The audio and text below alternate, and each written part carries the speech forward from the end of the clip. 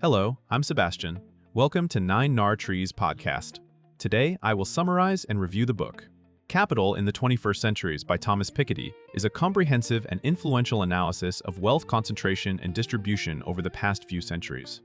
The book synthesizes a vast amount of data to argue that rising inequality is a feature of capitalism that can lead to dire economic and social consequences if left unchecked. Piketty delves into historical and contemporary economic trends to illustrate how wealth inequality has evolved and why it matters. He also proposes solutions to mitigate these issues, providing readers with a thought-provoking examination of the dynamics of capitalism and its impact on society.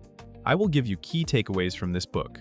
Firstly, the role of RG in wealth inequality. One of the central theses of Piketty's book is the inequality equation, RGG, where R represents the rate of return on capital and G, the growth rate of the economy. Piketty argues that when the return on capital exceeds the growth rate of the economy, wealth inequality will invariably increase. This condition, according to him, has been a common feature throughout history and is becoming increasingly relevant. He provides extensive data to show how periods where significantly outstrips G lead to higher concentrations of wealth and power in the hands of the few.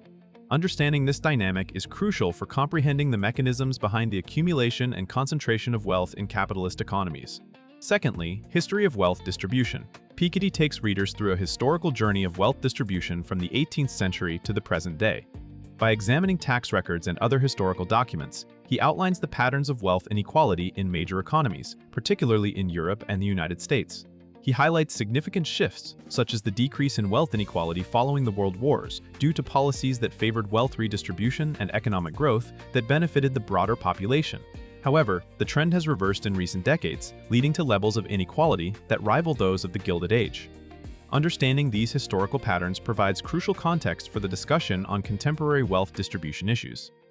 Thirdly, the impact of taxation. Piketty dedicates a significant portion of the book to discussing taxation's role in mitigating or exacerbating wealth inequality. He advocates for progressive taxation, particularly on capital, as a means to address the inequality inherent in the capitalist system. By analyzing various tax regimes and their outcomes, Piketty argues that low taxes on wealth and capital gains contribute to the runaway accumulation of wealth among the elite. Conversely, a more progressive tax system could help redistribute wealth and ensure a more equitable society. Piketty's discussion on taxation highlights the importance of tax policy in shaping economic inequality and offers a potential avenue for reform. Fourthly, globalization and wealth inequality. Piketty examines the effects of globalization on wealth distribution, noting that the integration of global markets has often led to increased wealth for the wealthiest, while the economic benefits for the lower and middle classes have been less pronounced. He discusses how global financial markets, international trade, and investment flows contribute to the dynamics of wealth concentration. Piketty calls for international cooperation in tax policy and financial regulation to address the challenges posed by globalization. This analysis underscores the complexities of wealth inequality in a connected world and the need for comprehensive solutions that transcend national borders.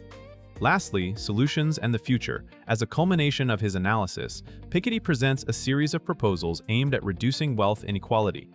Chief among them is a global wealth tax, which would entail an unprecedented level of international cooperation.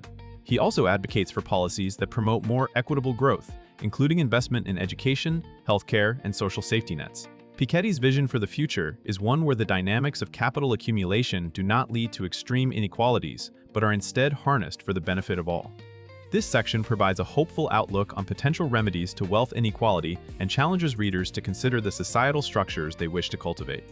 In conclusion, Capital in the 21st Centuries is a watershed book that should be read by economists, policymakers, and anyone concerned about the growing divide between the rich and the poor.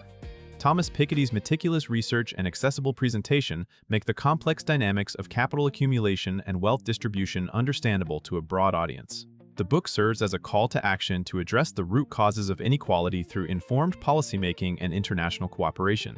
Its relevance extends beyond academic circles, offering insights that could shape the societal values and economic policies of the future. Reading this book can provide crucial context for understanding the economic challenges of our time and inspire efforts to create a more equitable global economy.